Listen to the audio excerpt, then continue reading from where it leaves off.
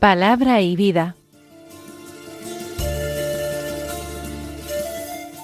Con el padre Manuel Horta, desde Sevilla.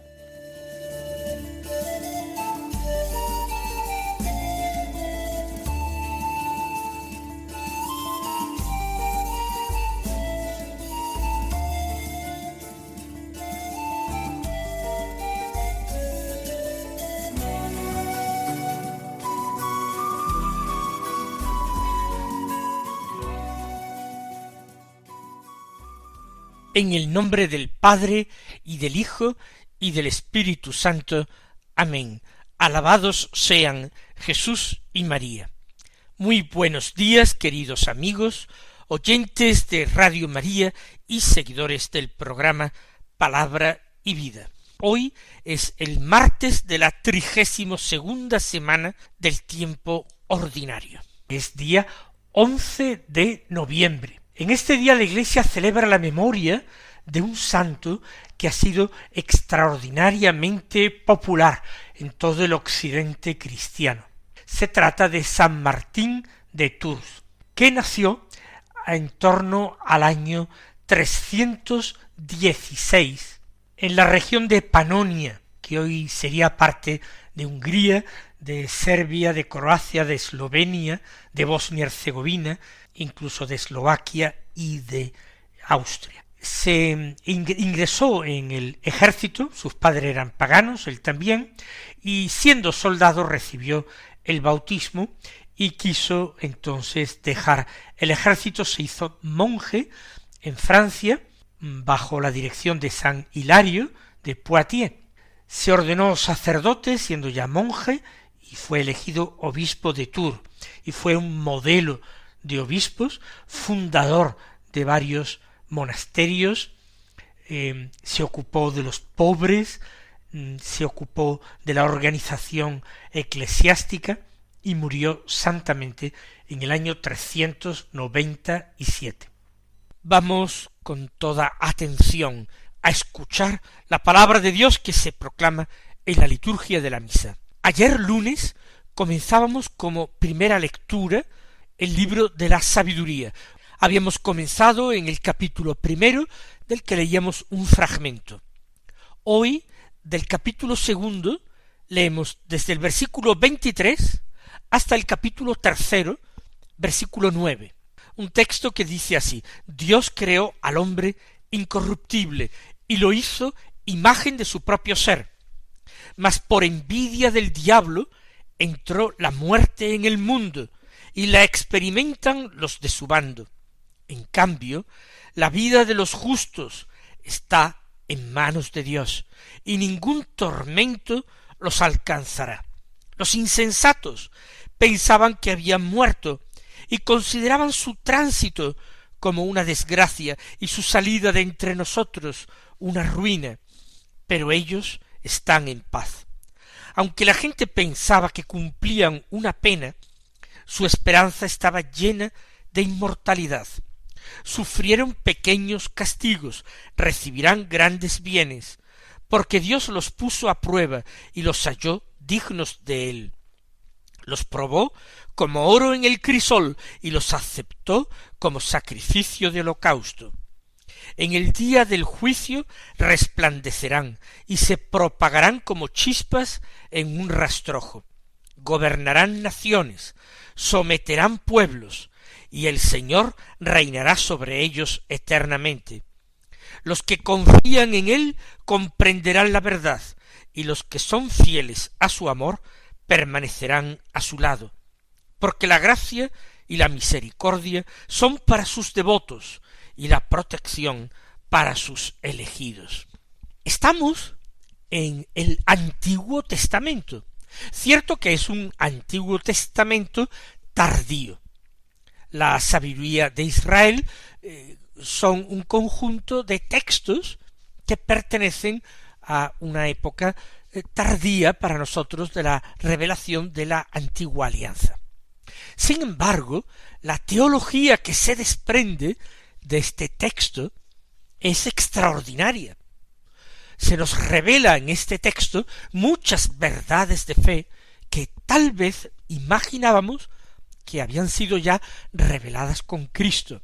Ciertamente, este estadio de la teología judía, de la teología de Israel, de la teología bíblica, no tiene nada que ver con esa teología bíblica de la época de los patriarcas. La concepción religiosa, las creencias habían evolucionado mucho y sobre todo se habían hecho mucho más espirituales.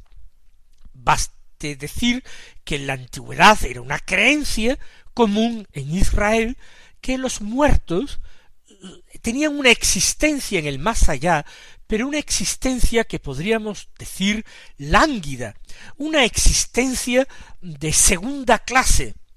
No tenían una existencia llena de actividad ni de amor, era una existencia carente de alegría y de esperanza. Descendían a la tumba, descendían al Hades, y aunque no fueran atormentados si no habían sido malvados, aunque no tuvieran ni padecieran penas, castigos, sin embargo tampoco gozaban, tampoco tenían ni muchísimo menos la visión de Dios ni el consuelo de Dios. Esto es muy frecuente en muchos textos de la Escritura, incluso en Salmos. En el Hades, ¿quién te alabará? En la tumba, ¿quién va a bendecir, alabar, glorificar a Dios? Y dice el salmista, los vivos son quienes te alaban como yo ahora. ¿Ven ustedes? Hay una visión bastante pesimista del más allá, que se traduce en una creencia en que Dios, que es justo, que premia a los buenos y castiga a los malos, tiene que ejercer su justicia en esta vida terrena. En esta vida terrena, según una primitiva concepción de Israel, en esta vida los justos deberían tener una recompensa en forma de vida larga, de vida saludable, alegre, con fortaleza hasta edad avanzada, con numerosa descendencia, con hijos que perpetúen su nombre, su apellido en Israel, con abundantes riquezas, bienes materiales que hicieran su vida en la tierra más fácil, más gozosa, más placentera. Todos estos detalles eran pues recompensa de Dios por la justicia del hombre, mientras que las enfermedades, la vida corta, los sufrimientos de todo tipo, la esterilidad, el no haber podido engendrar hijos que perpetuaran el apellido en Israel, la pobreza, todo eso eran calamidades que podían ser entendidas como castigo de Dios en esta vida a los pecadores. Esta concepción es muy frecuente y dentro de una teología tradicional que particularmente en tiempos de Jesús seguían los saduceos, llega hasta los discípulos de Jesús, que le preguntan en una ocasión, estando en Jerusalén y en relación a un ciego de nacimiento, le preguntan, ¿quién pecó, este o sus padres? Porque semejante desgracia de ser ciego de nacimiento tiene que ser un castigo. Como a veces no se encontraba en la vida de la persona que sufría cualquier calamidad, pobreza, enfermedad, desgracia, no se encontraba realmente un comportamiento inmoral, pecaminoso, entonces se acudía al expediente, ya que Dios tenía que ser justo, tenía que haber motivos, se acudía a que se trataba de un castigo para los padres de esta persona. El crimen de los padres se podía cargar sobre los hijos, lo cual resultaba más injusto, esta condena que no se debía a culpas propias, a responsabilidades personales. Pero ya digo, esta era la teología tradicional en tiempos de Jesús, llevada en tiempos de Jesús por el grupo de los saduceos. Sin embargo, la teología que triunfará, que se impondrá, es la del grupo mayoritario en tiempos de Jesús, el grupo de los fariseos, que independientemente de sus muchas contradicciones, de su mucha hipocresía y maldad, Sin embargo, defendían o promovían una teología y un concepto del más allá de tipo mucho más espiritual. Pues bien, este libro de la sabiduría nos introduce de lleno en este concepto espiritual del más allá. Dice, Dios creó al hombre incorruptible y lo hizo a imagen de su propio ser. Se está recordando lo que afirma el libro del Génesis, que Dios había creado al hombre a su imagen y semejanza. Hubo hasta errores doctrinales en la primitiva iglesia cristiana de concebir a un Dios con cuerpo material. Hubo incluso monjes, padres del desierto, que pensaron que Dios tenía un cuerpo físico, que Dios hablaba con una boca material, que Dios tenía un corazón semejante al del hombre, y por eso se afirmaba en la Biblia que Dios había creado al hombre a su imagen y semejanza, parecido a Dios. A nosotros ahora esto nos hace sonreír, pero estas creencias se dieron en cierto momento y fueron condenadas por la Iglesia. Dios creó al hombre incorruptible, como él lo era, dotado de un alma espiritual, que por tanto no podía corromperse, era inmortal, y lo hizo imagen de su propio ser. Pero por envidia del diablo entró la muerte en el mundo, y la experimentan los de su bando. Los de su bando son los pecadores. De nuevo, es lo que afirma el libro del Génesis. Se habla de la existencia de un pecado de los orígenes, de un pecado original que ha repercutido negativamente en los descendientes de Adán. El pecado del primer hombre fue debido a la envidia del diablo, que contemplaba la felicidad original del hombre en el paraíso y que lo tentó para que el hombre tampoco fuera feliz, como él mismo, el diablo, no era feliz. Y por el pecado del hombre entra la muerte, y el reinado del miedo, de la angustia, es el reino del pecado y de la muerte. En cambio, dice el autor sagrado, la vida de los justos está en manos de Dios y ningún tormento los alcanzará.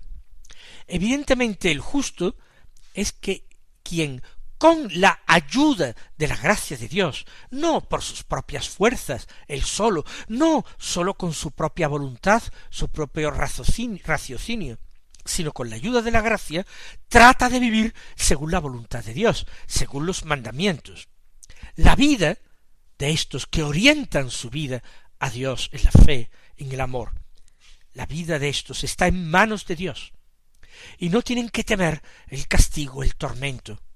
Los insensatos, es decir, los que desconocen a Dios, no quieren creer la revelación de Dios, se empeñan en vivir temerariamente en contra de sus mandamientos, estos insensatos pensaban que habían muerto.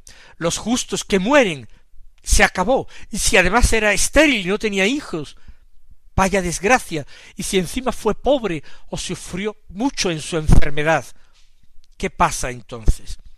Los insensatos pensaban que era una desgracia, un castigo, la muerte, su salida de entre nosotros, una ruina.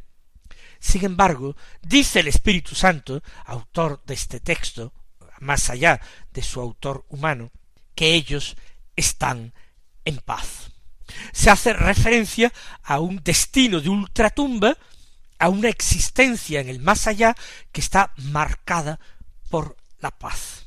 Y recuerden que la Escritura no deja de afirmar en muchas ocasiones que nuestro Dios, el Dios que se revela a los patriarcas, que se revela a Moisés, que se revela a los profetas y al rey David, es el Dios de la paz o el Señor de la paz. Aunque la gente, continúa, pensaba que cumplían una pena, su esperanza estaba llena de inmortalidad. La gente que no compartía esta visión que proclama el autor del libro de la sabiduría, la gente ignorante o la gente malvada, pensaban que cumplían una pena, que recibían una pena. Sin embargo, esos que morían así, con sufrimiento, con desgracia, según la opinión común de muchos hombres, tenían esperanza, vivían y morían en paz, porque llenos de esperanza aguardaban la inmortalidad como don de Dios, como gracia de Dios, que no todo terminaba en la tumba, que no todo terminaba en la muerte, que había un más allá de la vida, no de la muerte. Sufrieron pequeños castigos, recibirán grandes bienes. Pequeños castigos se refiere a las tribulaciones y sufrimientos de esta vida. Ese sufrimiento, esa contradicción, ese dolor, no hay ningún hombre que esté exento de él, ni justos ni pecadores. Nuestra vida está marcada por el dolor.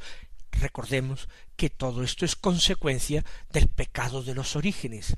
Por el pecado entra la muerte, y la compañía de la muerte y el preludio de la muerte es el sufrimiento. Se les llama castigos, pero se les llama pequeños castigos. ¿Por qué pequeños? Porque lo que se espera después es infinitamente más grande y deseable. Esto hace que el castigo parezca realmente pequeño.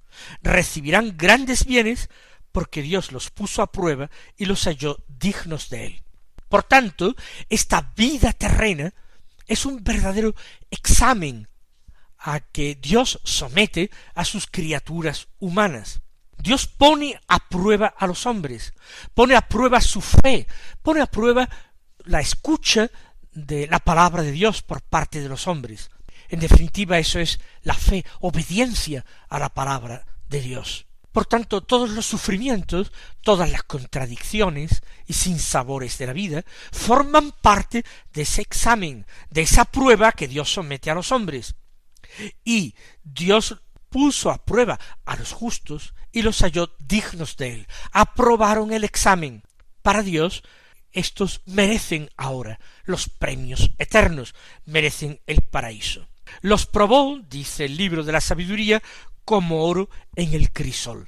El oro se derrite en el crisol a altas temperaturas, se funde.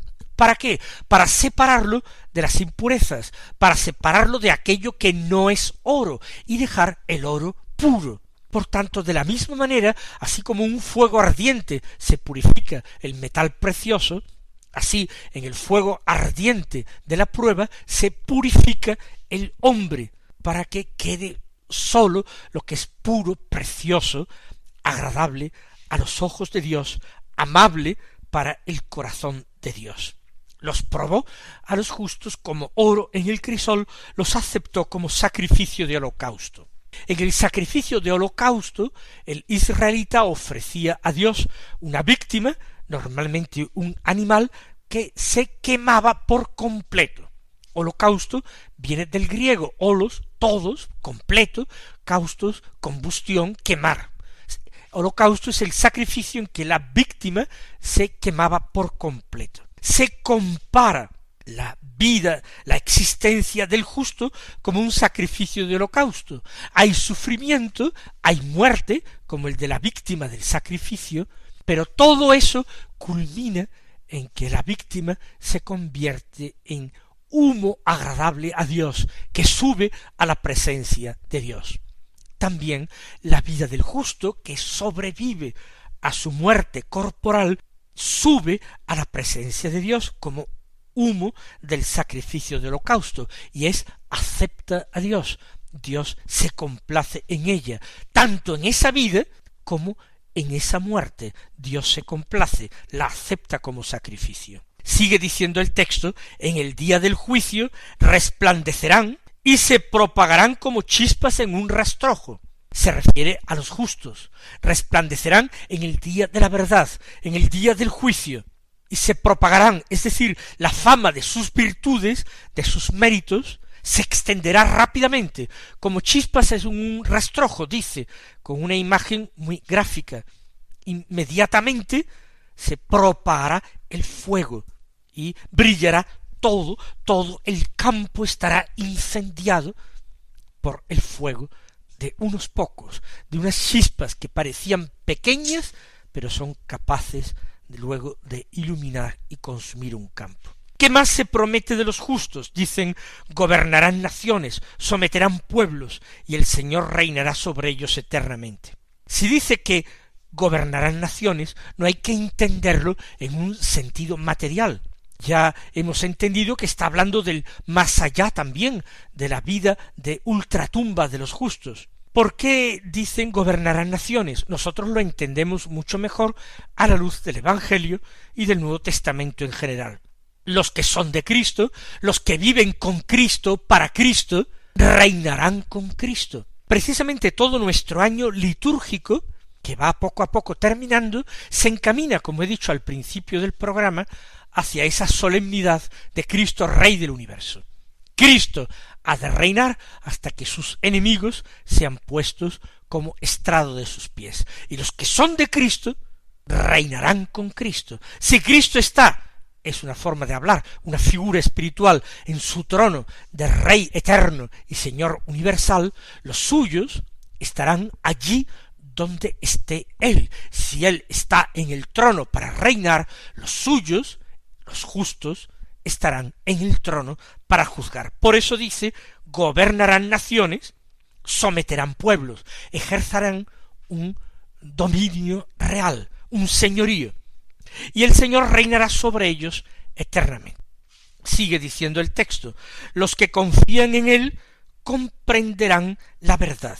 Es el amor y la fe sin límites en Él lo que nos permite acercarnos a la comprensión de su voluntad, a la comprensión de su palabra, y en un sentido muy concreto y próximo para nosotros, a la comprensión de la Sagrada Escritura. Los que confían en Él, los que ponen sus vidas en manos de Dios, esos comprenderán la verdad, comprenderán el secreto profundo de las Escrituras.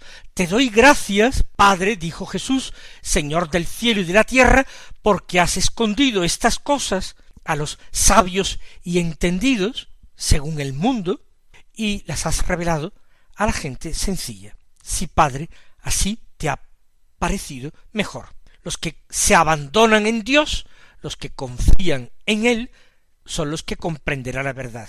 Los que son fieles a su amor son los que permanecerán a su lado. ¿Por qué? Porque la gracia y la misericordia son para sus devotos y la protección para sus elegidos. ¿Qué quiere decir esto? Que Dios valora la fidelidad. No se trata de una efusión del corazón pasajera y repentina. Dios valora extraordinariamente el día a día, la perseverancia en el buen obrar, la perseverancia en los buenos propósitos, la fortaleza en el amor.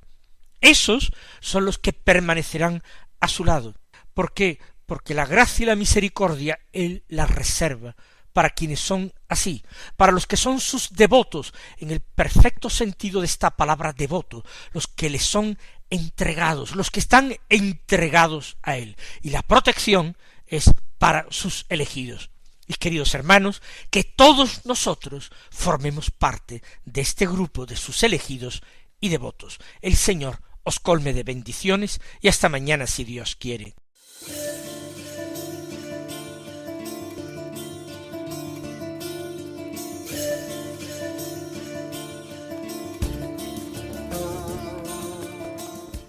Han escuchado en Radio María Palabra y Vida, un programa que dirige el Padre Manuel Horta.